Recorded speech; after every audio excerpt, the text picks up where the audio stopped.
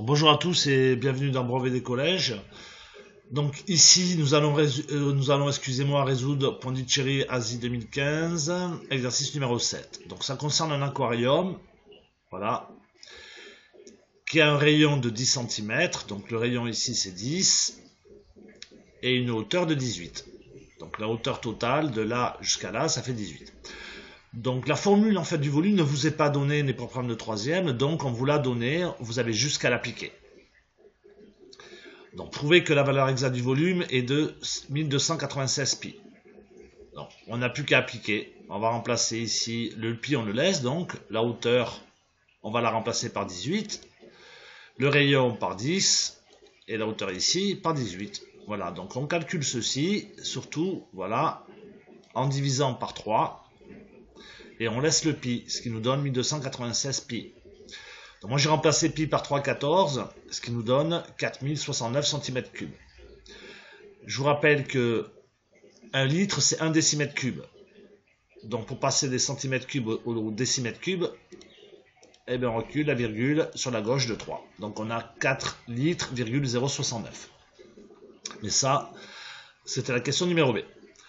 Ensuite, on remplit cet aquarium à rabord.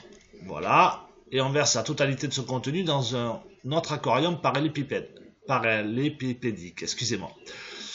Donc en fait, c'est comme un cube, à la différence près, c'est que les mesures ne sont pas identiques. La base du nouvel aquarium est un rectangle de 15 cm, voilà, 15 x 20, et il a une hauteur que l'on cherche à déterminer. Donc on va écrire tout simplement le volume du parallélépipède, longueur fois largeur fois hauteur.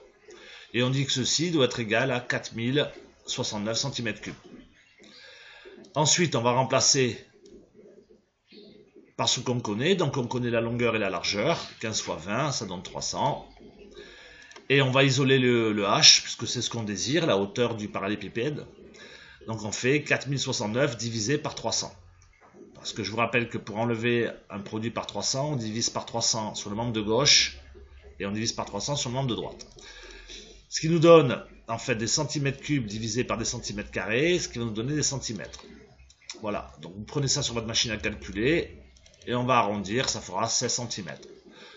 Voilà, donc la difficulté de cet exercice, la première réside au fait d'appliquer la formule, ça c'est pas vraiment une difficulté, et ensuite, moi je pense, la deuxième difficulté c'est de poser l'équation, c'est-à-dire que poser l'équation, le volume en fait de l'aquarium doit être égal au volume du parallélépipède et résoudre l'équation.